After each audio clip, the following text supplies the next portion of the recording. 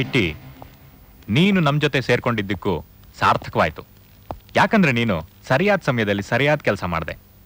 ನಮ್ಮವರನ್ನ ಆ ACP ಭವಾನಿ ಕೈಯಿಂದ ತಪ್ಪಿಸಿದ್ದಕ್ಕೆ I am proud of you. Sir, ನೀವು ನನಗೆ ಮಾಡ್ತಿರೋ ಉಪಕಾರಕ್ಕೆ ನಾನು ಅಷ್ಟು ಮಾಡದೇ ಇದ್ರೆ ಹೇಗೆ ಸರ್? ಅಷ್ಟೇ ಅಲ್ಲ ಸರ್, ನನ್ನ ತಂಗಿ ಭವಾನಿನ ಪೊಲೀಸ್ ಕೆಲಸದಿಂದ ರಿಸೈನ್ ಮಾಡಕ್ಕೆ ಹೇಳಿದ್ದೀನಿ. ಯಾಕೆ ರಿಸೈನ್ ಮಾಡಕ್ ಹೇಳ್ದೆ? ಅವಳಿರೋ ಡಿಪಾರ್ಟ್ಮೆಂಟು ನಾವು ಮಾಡ್ತಿರೋ ಕೆಲಸಕ್ಕೆ ಶತ್ರು ತಾನೆ?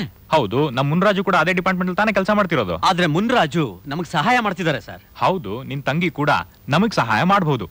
ಯಾಕೆಂದ್ರೆ ಅವಳು ಮುನಿರಾಜುಗಿಂತ ಸೀನಿಯರ್ ಆಫೀಸರ್ ತಾನೆ. ಪ್ರಯತ್ನ ಮಾಡಿ ನೋಡು. Impossible sir. ನನ್ನ ತಂಗಿ ಭವಾನಿಗೆ ಯಾರು ಎಷ್ಟೇ ಹೇಳಿದ್ರು ಅವಳು ಕೇಳೋಳಲ್ಲ. ಯಾಕೆ ಅಂದ್ರೆ ಅವಳಿಗೆ ಈ ಪ್ರಪಂಚದಲ್ಲಿ ಹೇಗೆ ಬದುಕಬೇಕು ಅಂತಾನೆ ಗೊತ್ತಿಲ್ಲ. ಹಾಗಾದ್ರೆ ಭವಾನಿ ನಮ್ಗೆ ಶತ್ರು. ನೀನು ಸ್ಮಗ್ಲರ್ಸ್ನ ಹಿಡಿಯೋಕೆ ಪ್ರಯತ್ನ ಮಾಡ್ತಾ ಇರೋ ಕೆಲಸಕ್ಕೆ ಸಹಾಯ ಆಗುವಂಥ ಡೀಟೇಲ್ಸ್ ಇನ್ವೆಸ್ಟಿಗೇಷನ್ ಡಿಪಾರ್ಟ್ಮೆಂಟಿಂದ ಬಂದಿದೆ. Thank you sir. ಒಂದು ರಿಕ್ವೆಸ್ಟ್, ಈ ಕೆಲಸಕ್ಕೆ ನನಗೆ ಇನ್ನೊಬ್ಬರ ಸಹಾಯ ಬೇಕು. ಯಾರು ಸಹಾಯ ಬೇಕು? Traffic inspector Vinod. ವಿನೋದ್? ಅವನಿಂದ ಹೆಲ್ಪ್ ಆಗುತ್ತೆ ಅಂತ ನನಗೆ ನಂಬಿಕೆ ಇಲ್ಲ. ಯಾಕೆ? ಅವನ ಬಗ್ಗೆ ನಿನಗೆ ಪೂರ್ತಿ ವಿಷಯ ಗೊತ್ತಿಲ್ಲ ಅಂತ ಕಾಣುತ್ತೆ. ಒಂದು ವಿಷಯ ಮಾತ್ರ ನನಗೆ ಗೊತ್ತು, ಅವನೊಬ್ಬ ನಿಷ್ಠಾವಂತ ಪೊಲೀಸ್ ಆಫೀಸರ್. ಹಾಗಾದ್ರೆ ಅವನ ಸಹಾಯ ತಗೊಳ್ಳೇಬೇಕು ಅಂತ ತೀರ್ಮಾನ ಮಾಡಿಬಿಟ್ಟಿದ್ಯಾ? Okay, wish you best of luck.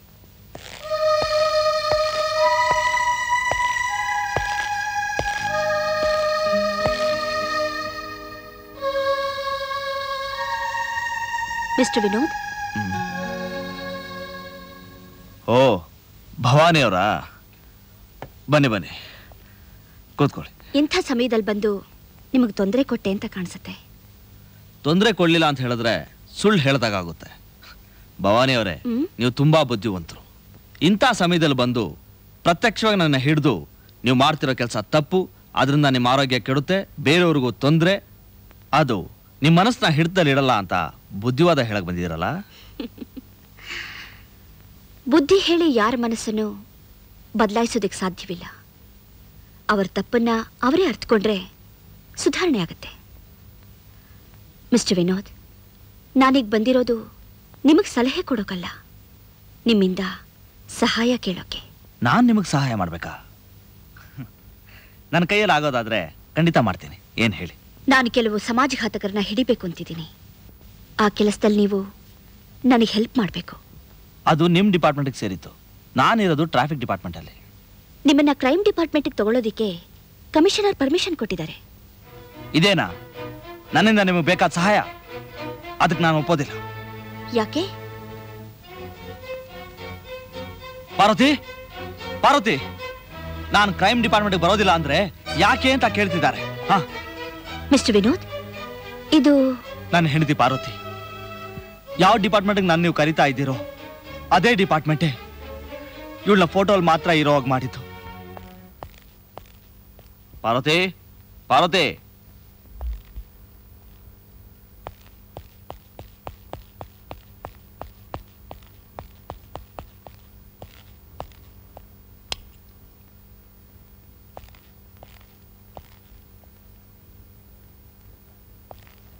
Parvati, late ಆಯ್ತು ಅಂತ ಕೋಪ ಮಾಡ್ಕೊಂಡ್ಯಾ? ಸ್ವಲ್ಪ ಅಡ್ಜಸ್ಟ್ ಮಾಡ್ಕೋಬಾರ್ದಾ? ಅಡ್ಜಸ್ಟ್ ಮಾಡ್ಕೋಬೇಕಂತೆ. ಅಡ್ಜಸ್ಟ್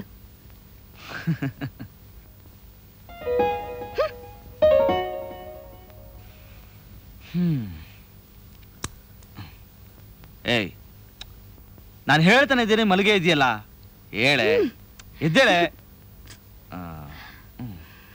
ಹೊಟ್ಟೆ ಹಸಿತಾ ಇದೆ ಕಣೆ. ಹಸಿವಾಗ್ತಾ ಇದೆಯಾ? ಅಲ್ಲೇ ಊಟನೂ ಮಾಡ್ಕೊಂಡು ಬರ್ಬೇಕಿತ್ತು. ಹೇ, ನಿನ್ನನ್ ಬಿಟ್ಟು ಊಟ ಮಾಡಕ್ಕಾಗುತ್ತಾ? ಊಟನಾ ನೀವೇ ಬಡ್ಸ್ಕೊಂತೀನಿ. ಓ, ಸೆಲ್ಫ್ ಸರ್ವಿಸಾ? ಹೌದು. ಬಿಡ್ರಿ, ಲೇಟ್ ಆಗಿ ಬಂದು ಇದು ಬೇರೆ. ಡ್ಯೂಟಿ ವಿಷಯದಲ್ಲಿ ಎಷ್ಟು ಕರೆಕ್ಟ್ ಆಗಿರ್ತೀರಾ ನೋಡಿ. ಬ್ಯೂಟಿ ವಿಷಯದಲ್ಲಿ ಕರೆಕ್ಟ್ ಆಗಿರಲ್ವಾ? ಮನೆ ಬ್ಯೂಟಿ ವಿಷಯದಲ್ಲಿ ಕಣೆ. ಬ್ಯೂಟಿ ಬೇಗ ಮನೆಗೆ ಬಂದ್ಬಿಡ್ತೀನಿ. ಅಲ್ಲಿ ಕರ್ಕೊಂಡು ಹೋಗ್ತೀನಿ, ಇಲ್ಲಿ ಕರ್ಕೊಂಡು ಹೋಗ್ತೀನಿ, ಅದ್ ಕೊಡಿಸ್ತೀನಿ, ಇದ್ ಕೊಡಿಸ್ತೀನಿ. ಯಾವ್ದಾದ್ರು ಒಳ್ಳೆ ಹೋಟ್ಲಲ್ಲಿ ಹೋಗಿ ಊಟ ಮಾಡೋಣ ಅಂತ ಹೇಳಿ ಇಷ್ಟೊತ್ತಿಗೆ ಬಂದಿದ್ದೀರಾ, ಅದು 12 ಗಂಟೆಲಿ. ಹೊಟ್ಟೆ ಹಸುವು ಅಂತ. ಹೆಂಡತಿ ಬಗ್ಗೆ ಸ್ವಲ್ಪನಾದ್ರೂ ಯೋಚನೆ ಇದೆಯಾ ನಿಮ್ಗೆ? ಹೀಗೆ ನಾನು ನಡ್ಕೊಳ್ಳೋದು? ನೋ ನೋ ನೋ, ಹೀಗೆ ಮಾಡಬಾರ್ದು. ತಪ್ಪು ತಪ್ಪು ತಪ್ಪು, ನಂದೇ ತಪ್ಪು. ಈಗ ಏನ್ ಮಾಡೋದು? ಮಾಡೋದೇನು? ಬಾಬಾ ಒಂದು ಡೌಟು, ಇಬ್ರು ಸೇರಿದ ಮೇಲೆ ಊಟ ಮಾಡೋದ ಅಥವಾ ಊಟ ಆದ್ಮೇಲೆ ಸೇರೋದ? ಹೊರಗಡೆ ಪೊಲೀಸು, ಮನೇಲಿ ಪೋಲಿ. ಬಾ, ಅಂತೂ ಅಡಿಗೆ ಮಾಡಿದ್ಯಲ್ಲ. ನಿಮ್ ಪ್ರೋಗ್ರಾಮ್ ನಂಬ್ಕೊಂಡ್ರೆ ಉಪವಾಸನೆ ಗತಿ ಅಂತ ನಂಗೆ ಗೊತ್ತಿಲ್ವಾ? ಊಟ ಮಾಡಿ. ಪಾರ್ವತಿ, ಇವತ್ತಿನ ಕತೆ ಬಿಡು, ಒಂದು ವಾರ ರಜೆ ಹಾಕ್ಬಿಡ್ತೀನಿ. ಎಲ್ಲಾದ್ರೂ ಹೊರಗಡೆ ಹೋಗಿ ಜಾಲಿಯಾಗಿದ್ ಬೇಡ. ನಿಜವಾಗ್ಲೂ? ನಿಜವಾಗ್ಲು 100% ನಿಜವಾಗ್ಲು. ಕೂತ್ಕೊಳ್ಳಿ, ಊಟ ಬಡಿಸ್ತೀನಿ. ಆಹಾ, ಮಜ್ಜಿಗೆ.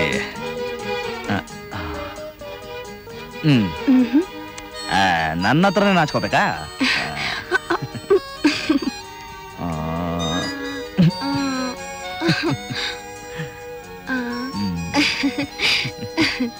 ಚೆನ್ನಾಗಿದೆಲ್ಲ ಐಸ್ ಕ್ರೀಮು? ನಾನ್ ತಿನ್ಸ್ಮೇಲೆ ಚೆನ್ನಾಗಿದೆ ಇರುತ್ತಾ? ಅಬ್ಬಾ, ಇವತ್ತಾದ್ರೂ ಡ್ಯೂಟಿ ಬಿಟ್ಟು ಬ್ಯೂಟಿ ಜೊತೆ ಬರ್ಬೇಕು ಅನಿಸ್ತಲ್ಲ. ಸರ್ ಒಂದ್ ಹೆಲ್ಪ್ ಮಾಡ್ತೀರಾ? 100 ರೂಪಾಯಿ ಚಿಲ್ಲರೆ ಇದ್ರೆ ಕೊಡಿ. ಚಿಲ್ಡ್ರೇನಾ? 100 ರೂಪಾಯಿ ಸಾಕಾ? ಇದ್ರೆ ಇನ್ನೊಂದು 100 ರೂಪಾಯಿಗೂ ಕೊಡಿ.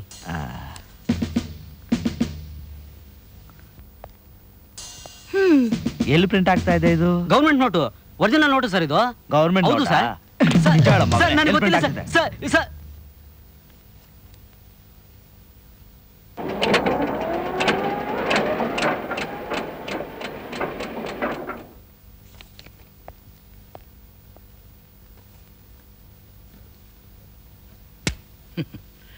Very good.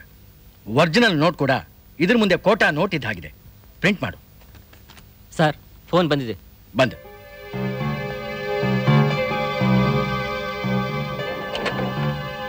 ಹಲೋ, ಯಾರು ಮಾತಾಡ್ತಾ ಇರೋದು?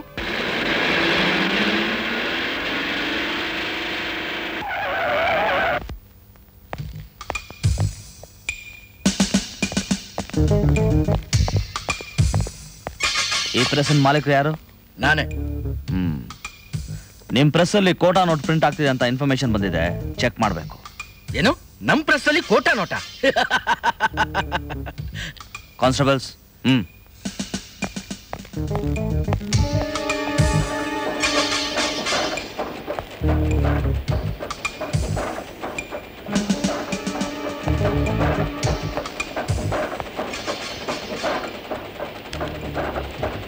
ಅದು ಸ್ಕೂಲ್ ಬುಕ್ಸು. ಕಾಣ್ತಾ ಇದೆ.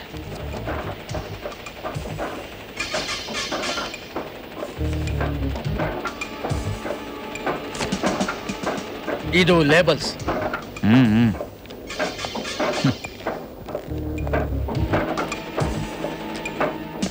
ಎಲ್ಲ ನೋಡಿದ್ವಿ ಸರ್, ಏನು ಸಿಕ್ಲಿಲ್ಲ. ಎಲ್ಲಿ ನೋಡಿದ್ರು ಬರೀ ನೋಟ್ ಬುಕ್, ಟೆಕ್ಸ್ಟ್ ಬುಕ್ಗಳೇ. ಅಷ್ಟೇ ಸರ್. ಬನ್ನಿ.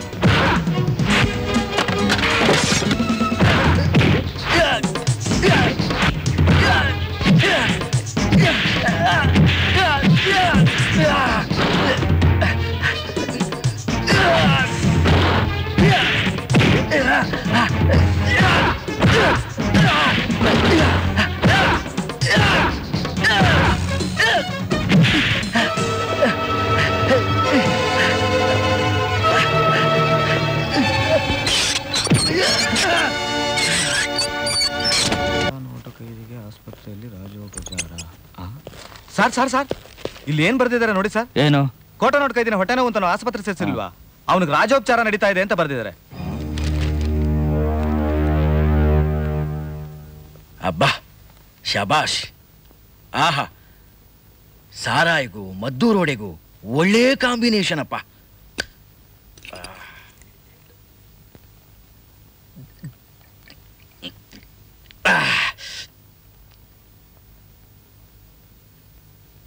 ಸ್ವರ್ಗ ಸ್ವರ್ಗನಪ್ಪ.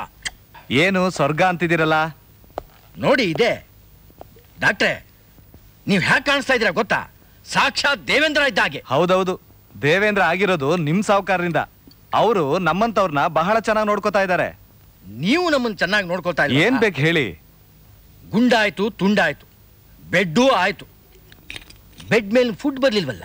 ಅಷ್ಟೇ ತಾನೇ, ಬರುತ್ತೆ ತಡೀರಿ. ಸಾಯಿಬ್ರು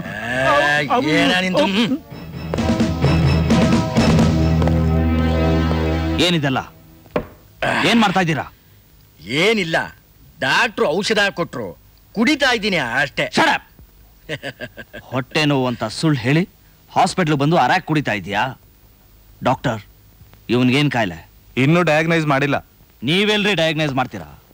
ಇವ್ರ ಜೊತೆ ಸೇರಿ ಇವ್ರ ಕೆಲ್ಸಗಳಿಗೆ ಆರ್ಗನೈಸ್ ಮಾಡ್ತೀರಾ? ನಮ್ಮ ಕೈದಿನ ಕಳಿಸಿದ್ದು ಟ್ರೀಟ್ಮೆಂಟ್ಗೆ.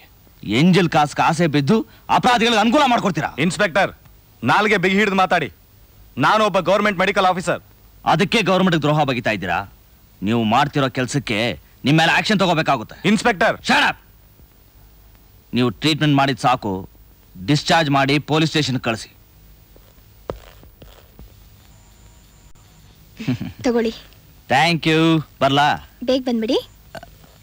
ನಮಸ್ಕಾರ ಇನ್ಸ್ಪೆಕ್ಟರ್ ವಿನೋದ್ ರವರೇ. ನಮಸ್ಕಾರ. ನಿಮ್ಗೆ ನನ್ನ ಪರಿಚಯ ಇಲ್ಲ, ಆದ್ರೆ ನನಗೆ ನಿಮ್ ಪರಿಚಯ ಇದೆ. ನೀವೊಬ್ಬ ಪವರ್ಫುಲ್ ಪೊಲೀಸ್ ಆಫೀಸರ್, ಹಿಡಿದ ಕೆಲಸ ಮುಗಿಸ್ದೆ ಬಿಡಲ್ಲ ಅಂತ ನಿಮ್ ಬಗ್ಗೆ ಬೇಕಾದಷ್ಟು ಕೇಳಿದೀನಿ. ಸುಮ್ಮನೆ ನನ್ನ ಬಗ್ಗೆ ಹೊಗಳ್ತಾ ಇದ್ದೀರಾ? ನನ್ನ ಡ್ಯೂಟಿ ನಾನು ಮಾಡ್ತಿದ್ದೀನಿ ಅಷ್ಟೇ. ನೀವು ಸುಮ್ಮನೆ ಮಾಡ್ತಿಲ್ಲ, ತುಂಬಾ ನಿಷ್ಠೆಯಿಂದ ಮಾಡ್ತಾ ಇದ್ದೀರಾ. ನನ್ನ ಹೆಸರು ಧನ್ರಾಜ್ ಅಂತ, ಆದ್ರೆ ಎಲ್ರು ನನ್ನ ಧರ್ಮರಾಜ್ ಅಂತ ಕರೀತಾರೆ. ನಿಮ್ಮ ಹತ್ರ ಸ್ವಲ್ಪ ಮಾತಾಡ್ಬೇಕಿತ್ತು. ಬನ್ನಿ. ಮಿಸ್ಟರ್ ವಿನೋದ್, DR ಇಂಡಸ್ಟ್ರೀಸ್ ಬಗ್ಗೆ ನೀವು ಕೇಳಿರ್ಬೇಕು. ಗೊತ್ತು. DR ಇಂಡಸ್ಟ್ರಿ ಬಗ್ಗೆ ಯಾರು ತಾನೆ ಗೊತ್ತಿಲ್ಲ ಹೇಳಿ? ಅದ್ರ ಮಾಲೀಕ ನಾನೇ. ನನ್ನ ಇಂಡಸ್ಟ್ರಿದ್ ವಾರ್ಷಿಕ ಆದಾಯ ಕೋಟ್ಯಾಂತರ ರೂಪಾಯಿ. ಅದರಲ್ಲಿ ಅರ್ಧಕ್ಕಿಂತ ಹೆಚ್ಚನ್ನ ನಾನು ದಾನ ಧರ್ಮ ಮಾಡ್ಬಿಡ್ತೀನಿ. ಅದಕ್ಕೆ ಜನ ನಿಮ್ಮನ್ನ ಧರ್ಮರಾಜ್ ಅಂತಾರೆ. ಇನ್ನೊಂದು ವಿಷಯನೂ ನನ್ನ ಕಿವಿಗೆ ಬಿದ್ದಿದೆ. ಏನದು? DR ಅಂದ್ರೆ ಡ್ರಗ್ ರಾಕೆಟರ್ ಅಂತ ಜನ ಮಾತಾಡ್ಕೊಳ್ಳೋದನ್ನ ಕೇಳಿದ್ದೀನಿ. ಒಬ್ರು ಚೆನ್ನಾಗಿದ್ರೆ ಇನ್ನೊಬ್ರಿಗೆ ಹಿಡ್ಸಲ್ಲ.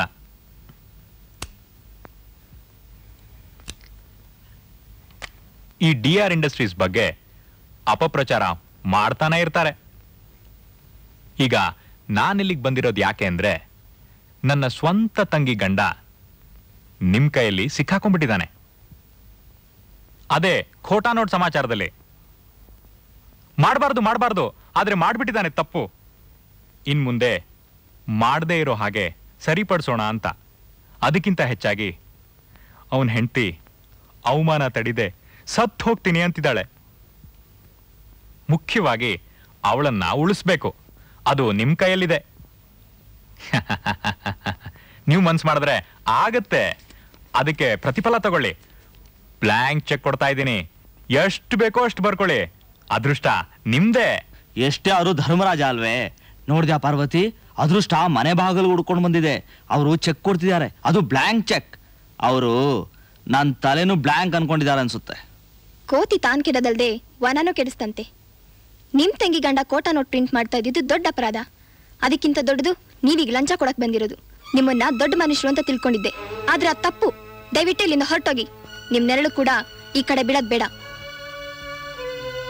ನಿಮಗ್ ಸಹಾಯ ಮಾಡ್ಬೇಕು ಅಂತ ಇಲ್ಲಿಗೆ ಬಂದೆ.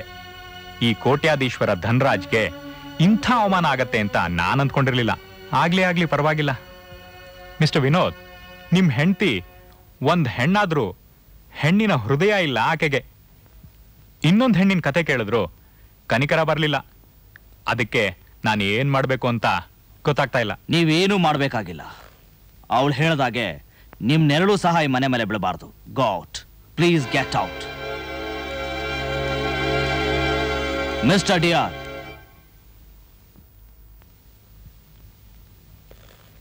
Thank you. ಮಿಸ್ಟರ್ ವಿನೋದ್, ಏನೂ ತಿಳಿದೇ ಇರೋ ಒಂದ್ ಹೆಣ್ಣಿನ ಪ್ರಾಣ ಹೋಗಕ್ಕೆ ನೀನೇ ಕಾರಣ ಆಗ್ತಿದ್ಯಾ? ಯೋಚನೆ ಮಾಡು. ಹೋಗ್ ಬರ್ತೀನಮ್ಮ.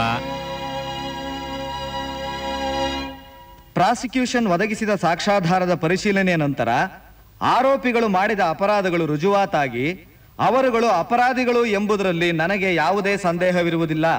ಮೊದಲನೇ ಆರೋಪಿಯಾದ ಪ್ರೆಸ್ ಮಾಲೀಕ ಸುರೇಶ್ ಮತ್ತು ಆತನೊಂದಿಗೆ ಸಹಕರಿಸಿದ ಎಲ್ಲ ಆರೋಪಿಗಳಿಗೂ ಇಂಡಿಯನ್ ಪೀನಲ್ ಕೋಡ್ ಸೆಕ್ಷನ್ 117 ಮತ್ತು 489A ಪ್ರಕಾರ 10 ವರ್ಷಗಳ ಕಠಿಣ ಸಜೆಯನ್ನು ವಿಧಿಸಲಾಗಿದೆ.